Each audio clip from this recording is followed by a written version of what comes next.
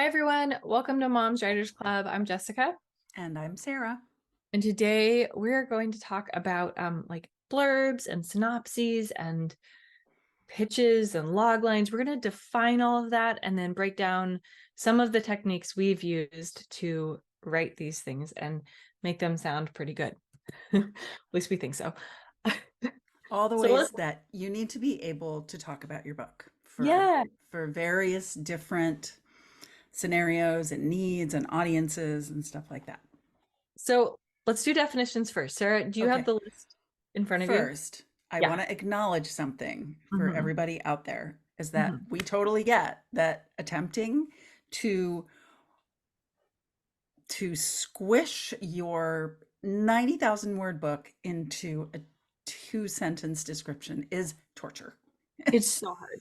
It's It so hard. is so hard. It is so hard. So if you have been struggling over creating any of these things, any of these short summaries of what your book is about because you just wrote an entire freaking book, like we get that. Hang in there. It is doable. It's a skill. You get better at it, You really do but get better at it. you really We do. were actually we were just talking about how there used to be a lot more pitch events which forced you to summarize your book into like a super short pitch that could go on Twitter. So what was Right. it, 280 characters plus all your hashtags. Right. And while that was so obnoxious, it really helped me be able to like learn how to break it down. Yeah. So that's like a good thing to practice, I guess. It's sort of gotten to where it's a sort of a intriguing puzzle for me now. Yes, I You agree. know, now I'm writing this book. I'm like, how am I going to do like what's my two-sentence description? And which is, and it's a lot easier when the pressure's not on. When you're like, when you're putting together your query package or whatever. I mean, then you're just like, I have to do it. I have to figure out how to do this. So I'm so gonna that's what we're here to help with today. I'm going to disagree. I think it's still hard because if you're going to go on a Mm, podcast and you have to tell people what your book's about in like 15 seconds, some pressure too, because you want to sound like an idiot. And I I have know. on a few podcasts. Yeah, let's start with the definitions. Okay. What's the first one you have on your list? Pitch. Pitch. So I think, oh, and that's the other thing we are going to say. When you're querying, sometimes agents will use multiple terms to describe the same thing, or will use a term that you think means something else to describe. Like I had agents say like, and your synopsis, but what they meant was your query letter, and anyway. So, and summary is sometimes used. So we also acknowledge that different terms are used. So we're going to define them as we understand them. Right. And you said pitch. Yeah. To me, a pitch is several sentences to a paragraph hitting the main points about your book and it ending on like the cliffhanger that makes someone want to open the book and read it. Is that how you understand it? Yeah. I think all it really is like it's a way of describing your book that makes the person you're describing it to want to know more. And that could be short or long. And that could be short or long depending on I can how appreciate that. long you have. But, as opposed to an entire summary of your book from beginning to end, or like really a lot of these things could be the pitch. The log line could be the pitch. It just Yeah. depends. Like pitch is sort of like a sales Yeah. moment. So when I would do podcasts, I learned to have two different pitches in mind. So like one was like the really quick, simple one. Like for Make Me Disappear, it Mhm. was woman arranges for her own kidnapping to escape her sociopathic boyfriend. But then there was like that one where like they're like, so tell us more about what your book is about. And that's when you kind of go into that slightly more detailed Right. pitch where you say she's a nurse. She lives in Seattle. Her boyfriend's a sociopathic physician who she happens to work with. He's hidden cameras in her house. And then you can get a little more into some of the details of the plot, but it's still not super long. You're just Yeah. letting people know what it's about and hopefully enticing them to pick it up. Okay, let's move on to logline. A lot of Mm-hmm. people are using this term from the film industry. So when I was querying, nobody was really doing a log line, but I feel like it's become pretty common to see them in queries. And my understanding is that it's that first top line, it's like one sentence, maybe two, Mhm. that is supposed to be like really intriguing and like get the reader asking a question or wanting to know the answer to a question. And I think agents are using it more on now that Query Manager is getting more prevalent. To kind of understand how a log line works, I think it's really useful to go on Netflix or whatever your movie streaming service is and just start like flipping through, you know, all the different movies you could watch. And you will see each one has like a 1 or 2 sentence thing that tells you what the movie's about. So Netflix has started doing this thing though, where like for the Vampire Diaries, it will say two vampire brothers pursue a shared love interest, which is like a shitty log line. Like that's not Oh, I'm not really saying there'll be good log lines, but okay. Find a that's good what a log log line. line is. Yeah. Like, um, some of them are better than others. But you'll see like how limited a log line really is, you know, Hmm. and how immensely much you leave out. Um, Yeah. Like you know, everything. it's just for that like quick top line. Oh, I might, you know, make me interested. I find a lot of them are focusing on the main thing that the main character wants. Yeah, That is hard for them to get. Like it's really encompassing that. right. Or the main thing that the main character does throughout the course of the story. Mhm. Like, you know, 2 guys take a road trip to get to the birth of one of their babies or something like that. There's a movie like that. Yeah, I will say if you're Um, putting it in a query, please make it. Is it mean for me to say make it not suck? I don't mean that in a mean way. I mean like don't do a Netflix one where it looks like it's generated from AI and there's nothing interesting about it. Like make it interesting. yeah, do your best. Use your hook. Use that awesome hook. Right. I had a lot of trouble knowing what the hook was. Like, I did not get hook. I sort of still don't. I like to have a hook before I start writing the book. Yeah, It's like that main idea that makes your book different. So, yeah, woman arranges for her own kidnapping. yeah, Woman escapes her would-be serial killer. right, Something maybe unusual right. that is not the same as what you'd find in every book. And often it's what happens near the beginning of the book I would that agree with. sets everything in motion. Yeah. Okay, what's our next term? Okay, let's go on to blurb. Can we pause for a second? Yeah. My daughter started not keep rolling. My daughter started kindergarten this year, and I fully support the PTA. I'm not a member, but I just got a message that there's going to be a PTA dance-a-thon, and my eyes got real wide. And my first thought was, I am not going to. Oh yeah, I would I'm that would sorry, some of these schools fundraisers are scary. Can't I just write you a check and skip yes, you all of it? can.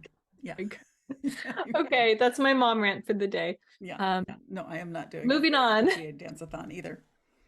Okay, what's a blurb? There I are hate certain English language words that I just hate. it. Blog is one of Blurb. them. You don't like Blurb, BLCs. Now I'm thinking of all the BL. Insert a few consonants or vowels, B words I can think of. Okay. blob. Look. A blib. Oh, a bleb. Ew. A bleb is like a blister. Okay. Stop. Blister. Stop. Ugh. Stop. No more nursing terms. A blurb I'm to me is like a short summary that tells the reader the basic what is going to happen in your book. That sounds like everything else we've talked about. See why it's I know confusing? they overlap like crazy. What do you Yeah. think a blurb is? Well, So I wait, think, there are two blurbs because there's also the blurb you get from other authors when your book is publishing, like, hey, oh yeah. give me a blurb. And that's usually like 3 to 5 lines talking about like why the book is so wonderful and why people should read it. So what is Right. your definition of a blurb? Right. Okay. So there's that. There's the other person talking about your book saying, this book is total genius and this author should get $1 million and you should read it. That's what all my blurbs say, by the way. So that's one blurb. And then there's this use of the word blurb, which is like sort of the back cover copy. So that's another thing that another term that people use, back cover copy, right? Which is literally like what it says on the back of the book to tell the reader what your book is about without giving away the ending, but giving away enough that the reader is like, "Ooh, that Yeah. sounds interesting. And I that's want to read that." basically the main body of a query letter, Yeah, my opinion. Like it's the back cover copy, the blurb, and the main body of the query letter. So like not including your introduction or your bio or yeah, your personalization. Those are yeah. all kind of the same thing in my mind. Yeah, it's about And I've 200 words. I mean, in fact, I wrote the back cover copy for both my books, with a lot of back and forth with my editor, and she was like 200 words max. Yeah. yeah, somewhere in there. And then the other word that I have seen used to describe those things is the summary, which Yeah. is different than the synopsis. Yeah. The synopsis, is that next on their list? It's on there. We're going Okay, out. well, synopsis is the longer one, but a synopsis is kind of tricky.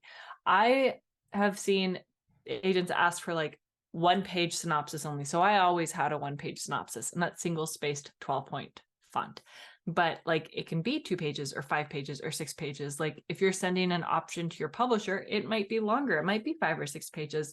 But if it's the synopsis you're sending to an agent when you're querying, they typically say 1 to 2 pages. I always tried to get mine down to 1. It was usually like 1 and 3 lines, but anywhere in there is typically considered acceptable unless the agent specifies otherwise. And that is the whole plot, including all of the twists and like spoilers at the end. That's the only time you include absolutely everything, because the whole point of it is for an agent to be able to see, or a publisher to be able to see, that the story sticks together and makes sense from beginning to end. Yeah. Yeah. I mean, occasionally you will see agents use the word synopsis to refer to the paragraph in your query letter that describes the book, that does not give away the end, and that is like the enticing thing. Yeah. Um, older school, not yeah. age older, but like agents who have been around longer, I feel like do that more often. Yeah, I agree. I generally leaned towards writing a 2-page synopsis. And if I feel like it depends on what you're writing. If you can get away, if the agent allows you to write a 2-page synopsis, and write a 2-page synopsis. You're gonna cover your book from end to end, like Jess said, but you may very well be leaving out secondary characters, kind of major plot points. You know what's a really great resource for writing all of these things, actually? Save the Cat Writes a Novel, right? I think probably a lot of us kind of who love and use this book frequently stick to the beginning of this book, which is the beats and everything, the story beats. But there's a lot of really great stuff in this. And I think it's the last chapter. Pitch It to Me, chapter 14. She has got a really great streamlined system. So if you're sort of already like in the mindset of this method, go to chapter 14 of this book. And yeah, that's a great book. Everyone should have a copy of it. Even if it's like not your thing, there's so much good information in there. Yeah. I mean, even if you're not using that sort of beat sheet format, then still that chapter is really helpful for writing all of this stuff, all these different length things. Okay. Oh, the one thing we left out was the shout line. The shout line. This was new to me. This is a marketing, like advertising copy. Let's show our shout line, shall we? Which is like, it's a line that just makes it so on mine, on Johanna Porter Is Not Sorry, it says, the headlines dubbed it the art heist of the decade. I like that. And mine says, by the time I realized the truth about Daniel, it was too late. But the truth about me, he never saw that coming. So really short and enticing, right? And nothing about like character, plot, whatever. Like my character's not even in that shout line. Yeah. Like it's about the art heist. That's all it is. It's like big art heist. So that was kind of fun. Yeah. Okay, I think that's everything. All right, so how to write these things?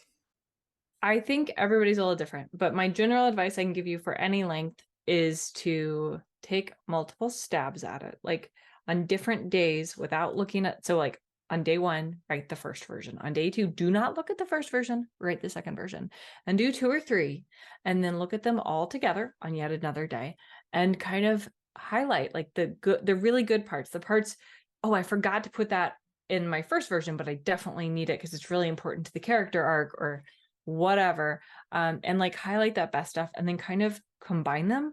The other thing I will say is that I feel like people sit down and try to work on these and write them in 2 or 3 hours and call it a day. And it doesn't work that way because you Yeah. have to come back with fresh eyes. So work on it for 30 minutes and then put it away. Come back the next day after you've slept. Look at it again. You'll see stuff you never noticed the day prior. And then when you think you have it as good as you can get it, have someone else look at it, someone who's read the book and someone who has not read the book. And that way you make sure it actually makes sense and that they're not mentally filling in the gaps. Okay. So how do you write these? Well, the nice thing about them is they're short. So you Yes, can do except that. that And you synopsis. can That synopsis is not short. oh, I mean, it's shorter than a 90,000 word novel, but actually I've come to a kind of detente with the synopsis. I don't hate it as much as I used to. I do. I'm happy for you though. Cheers. So I think there's various ways of coming at this. I mean, you need to have your main character, your setting, you know, The thing your character wants more than anything else. and why they can't get it, Mm-hmm. and what happens if they don't. Yeah, the What stakes. happens if they fail? And that's typically where you end like a lot of these things. Like the query letter ends on the stakes. Yeah. What is the big thing that they need to have happen or they need to do? And oh my God, what horrible thing happens if they fail? Now, that all sounds like very neat and tidy, but that was really, really hard for me because I'm writing contemporary fiction about stuff that happens in people's lives. And so it's not like we need to solve a mystery or escape Are you the. saying it's easy to write a mystery like I think it synopsis? might be easier to write a mystery I blurb. actually agree with you because you Yeah. you have so much like character depth and like emotion and stuff going on. Like the stakes are very personal and a lot of them are internal. Like Yeah. for example, with Johanna Porter is not sorry, she steals this painting. And she wants to learn to paint again. That is what she wants more than anything in the entire world. And, the stakes is that she will not have a fulfilled life if she does not, reclaim her calling. But that's very generic stakes, right? But it's interesting. Mhm. So we're very different types of authors in a lot of ways. You said that what she wants more than anything else in the world is to learn how to paint. And I was like, well, yeah, but she also wants to not go to prison for the rest of her life. Like to me, I really focused on the exterior thing because, Right. still in this painting. And then the second half of it was like, she won't, like, she doesn't learn to paint. She feels like what did you say? She just Like, will, live half a life. yeah. Whereas I'm So like, but what if she gets caught? Like, that's the So state. right, but that's the thing. Like, so that was what was really tricky for me, and still is really tricky because that's when I think about my story. That's what I think of. That's what I think that the main character wants, and that's what I think that the main character has at stake, right? But she also steals this painting, does not want to get caught, and does not want to go to jail. And those are very nice, external, easy to understand stakes. Meanwhile, she's having this like personal rebirth. So if you can find that, if you write like me and your stuff is very kind of internal, if you can find some kind of external stakes in your work, that makes your life a lot easier when it comes to blurbs. It was even harder for my second book, Principles of Emotion, because she doesn't steal anything. she's not facing Yeah. like prison. She's I trying want to claim to, credit for her work against a misogynistic system that's trying to steal it from her. But yeah. I want to add that I think it's actually really important to get both the internal and the external in to some yeah, extent, but which one weighs more heavily, I think depends on your story and your genre. yeah, So like writing thrillers, I focus more on the external, but I definitely mention the internal struggle as well. Now, but I wouldn't mention it in like the elevator pitch because there's not room for it. So you right. kind of adjust how much and what you include based off of the length, Yeah, if that makes sense. yeah, definitely. One bit of advice that I got at one point that I thought is so great, and I share this with everybody, is is to be really, really, really specific with your language. That if you are using phrases that can describe anyone else's book besides yours, you need to be more specific. I read a lot of queries and I often see things like, and then some bad stuff happens. But what bad thing happened? Like, tell us the specific thing, not a general term that could mean anything. Right. Or she must face secrets from the past. What You know, secrets? I want right. to And what past? What part of her past? know. Whose secrets? Who are they secrets with and from? And how old was she when, like what, like specify. And then he has to face his demons to, you know, whatever, whatever. Like, Yeah, and obviously you can't put all of that into everything, but like at least in the query letter and the synopsis, you can get pretty yeah. specific. Challenge yourself not to use phrases like that. Challenge Yeah. yourself to look at those phrases and be like, can that describe another book besides mine? Yeah. And if it can I make it more specific so it can't? So you know you're only talking about my book, you know? One thing I found very helpful for the shorter things was, so I mentioned this already, but the Twitter pitch events, Mm, because you can't post two identical posts. So most people would come up with 3, 4 pitches they were going to post over the course of the day and variations on them. So mhm. it forced you to consider pitching your book in different ways Yeah. and being more Yeah. creative. And by doing that, for me anyway, I came up with totally different ways to describe my book, or I thought of like different aspects of it that I realized were actually the hook to begin Yeah. with. And I think just practicing, like literally sitting down and practicing different ways to pitch your book can be really helpful. Yeah. Like Sarah, I think you've sent me for like the shorter pitches. I think there have been times where you've sent me like 4 or 5 in a row, and they're all about the same book, but they're different ways of talking about it to kind of understand what works best and what is most interesting to read and what works. Yeah. So I think it's not that there's one that's like, oh, I've written my one thing. Like, try different versions of Yeah. it, write it multiple times, combine them, get feedback. That's really the best way to do it. Yeah. Let's make a little segue here because Yeah. there's a big difference between writing these things to be used in written format and Hmm. formulating something that you're going to speak to another person. I agree. And I also will say, if you're speaking it, practice it and not to yourself. Send Yeah. it to your bestie repeatedly until they're like, stop sending me the different versions. One thing Sarah really pointed out for me with when I was practicing pitches for Make Me Disappear was like how it helps to sound excited and like put vibrancy in your voice. Is that a word? I don't know. It is today. And it's made me much better at pitching my book and the sound, making it sound interesting and exciting and fun.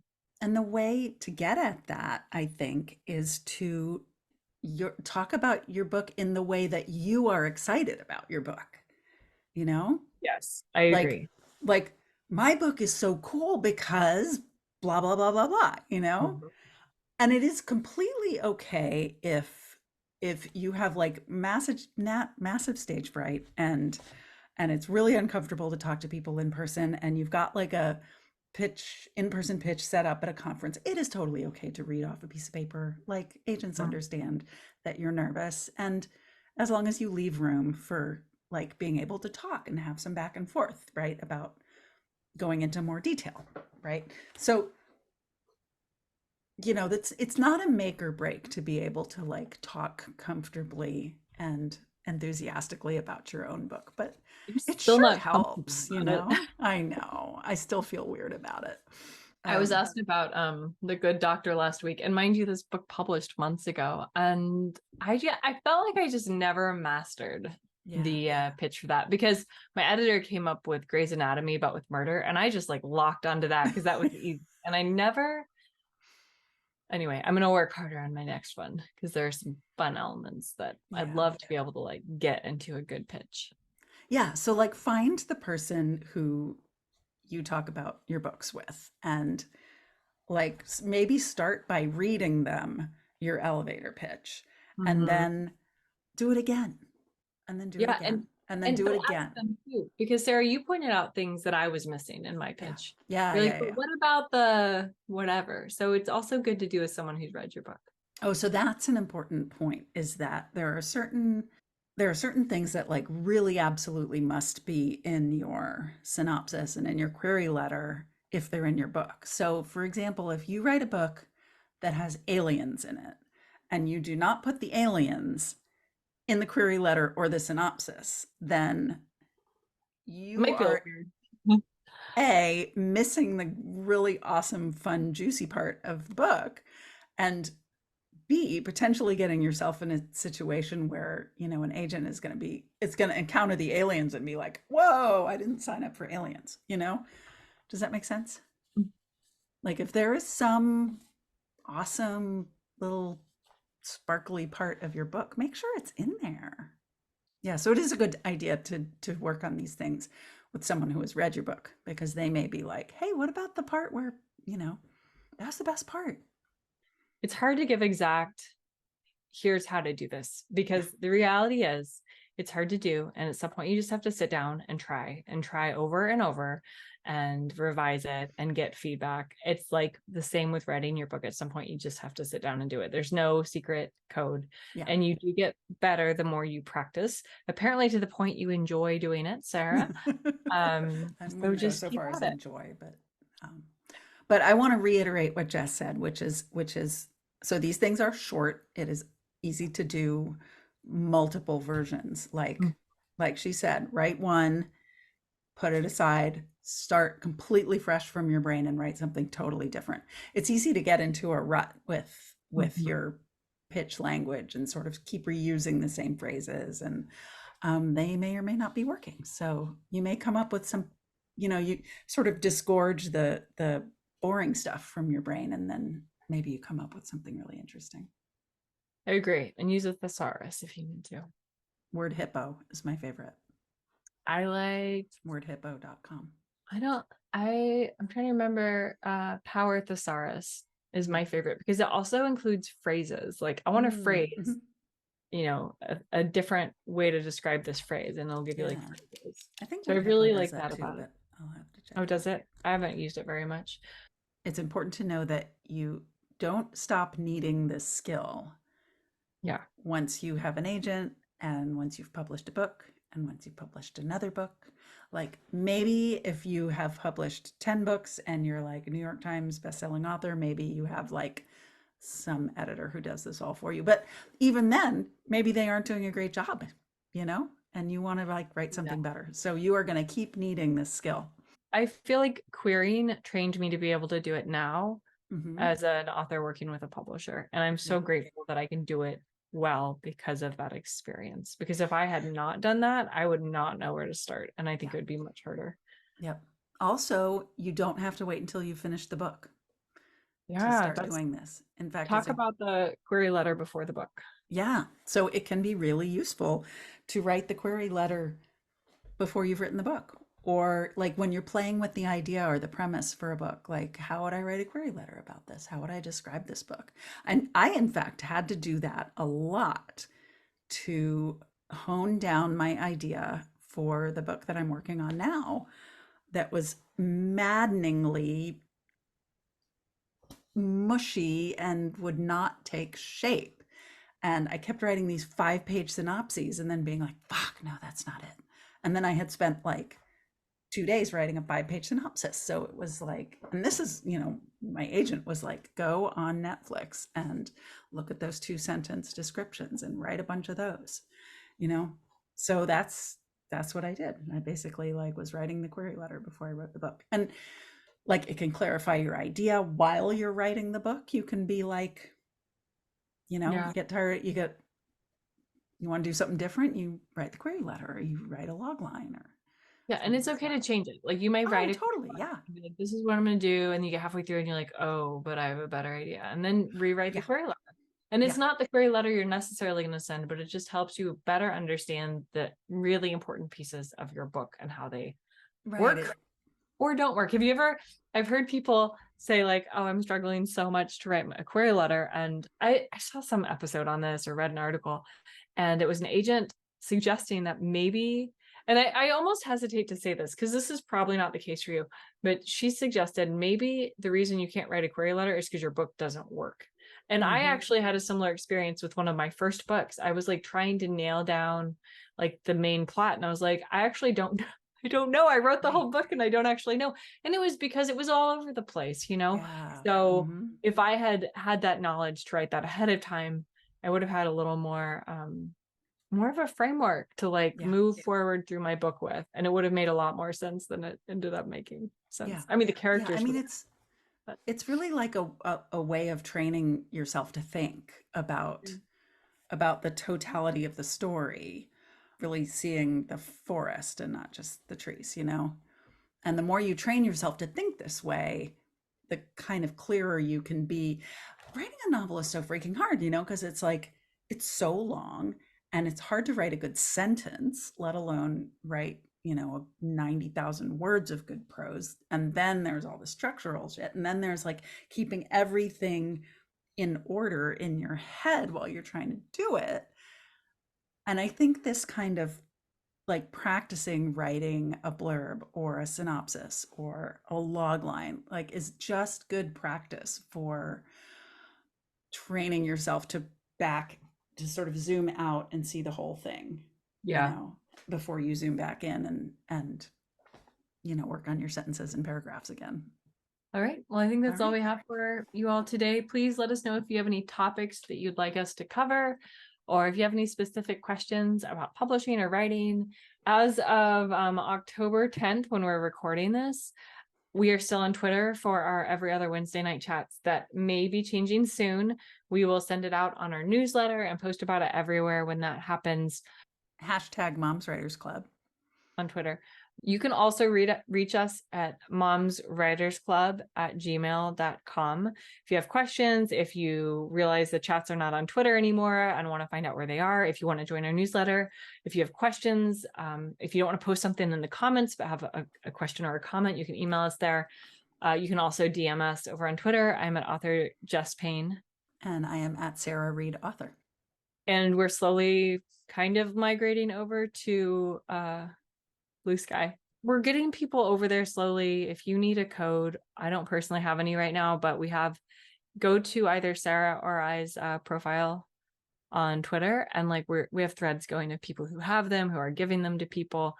Over on Blue Sky, what are you over on Blue Sky? I'm Sarah Reed Author. Are you? Yeah. I just did the same thing. Yeah, I'm just at Jessica Payne over on Blue Sky.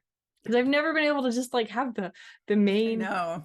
I was like, I'm taking it. You can't stop me. I think I could have had Sarah Reed too, but then I was like, then that's going to be confusing. I know, but all my stuff's already all different anyway. So yeah.